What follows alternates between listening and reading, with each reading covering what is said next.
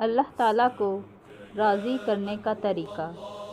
حضرت موسیٰ علیہ السلام نے اللہ تعالیٰ سے پوچھا، اے اللہ، تیری رضا کس میں ہے؟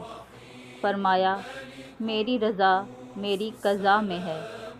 جو میری قضا پر راضی ہو گیا میں اپنے اس بندے سے راضی ہو جاؤں گا، اور جو میری قضا پر ناراض ہوگا میں بھی اس بندے سے ناراض ہو جاؤں گا۔ دیکھیں کہ ہم اپنے رب کی تقسیم پر راضی ہیں یا شکوہ کرتے ہیں۔ کچھ لوگوں نے حضرت موسیٰ علیہ السلام سے ہی پوچھا کہ ہمیں کیسے پتہ چلے گا کہ اللہ تعالیٰ ہم سے راضی ہیں؟ فرمایا، میں کوہ طور پر جاؤں گا اور اللہ رب العزت سے پوچھوں گا۔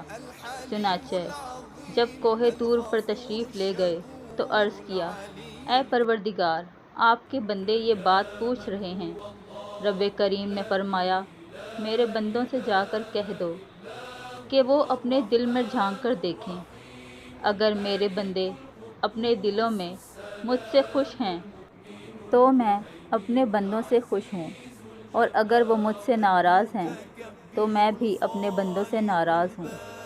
تو دل میں دیکھیں کہ اس میں اللہ تعالیٰ کے شکوے ہیں یا اللہ تعالیٰ کی محبت ہے۔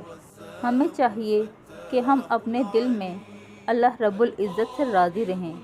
اسی لیے نبی اکرم صلی اللہ علیہ وآلہ وسلم نے تعلیم فرمایا، رضیت باللہ ربا وبمحمد نبیا وبالاسلام دینا۔ یہ صبح و شام پڑھنا چاہیے۔